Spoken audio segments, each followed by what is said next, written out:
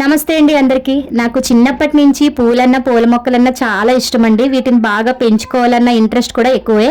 కానీ మా అత్తగారు వాళ్ళ ఇంటి దగ్గర ప్లేస్ ఎక్కువే ఉంది. మాకు ఎన్ని మొక్కలైనా పెంచుకోవచ్చు. కానీ మా వాళ్ళ ఇంట్లో ఎవరికి కూడా ఇంట్రెస్ట్ ఉండదు.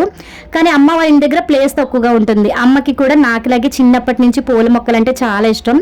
ఆ ఉన్న తక్కువ ప్లేస్లోనే ఒక్కొక్క రకం మొక్క వేసిందండి. దానిమ్మ, అలాగే నిమ్మ, గోరింటాకు, రేఖమందారం, గోవర్ధన పూలు, మనీ ప్లాంట్, మీకు చూపిస్తున్న ఈ తెల్ల పూల చెట్టు. ఈ చెట్టుకు ఒక విశేషం ఉందండి.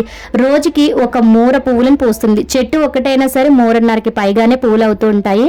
ఇంకా మా అమ్మగారి గురించి ప్రత్యేకంగా చెప్పాలండి. నిజంగానా మా అమ్మగారికి నోటిమాల, కాలిమాల, చేతిమాల అన్ని కడతారు. అలాగే చేతి కుట్టు కూడా మిషన్ మీద ఎలా అయితే కుడతారో అదే విధంగా కుడుతూ ఉంటుందండి.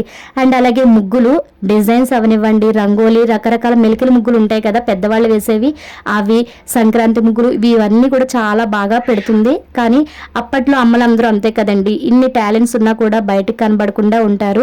సో మా అమ్మలాగే చాలా మంది అమ్మలకి కూడా ఇవన్నీ వచ్చినా బయటకు కనబడరు. కానీ ఇప్పటికీ కూడా ఇన్నిసార్లు మా అమ్మ మాల కడితే చూస్తున్నాను, కానీ నాకు మాత్రం రావండి.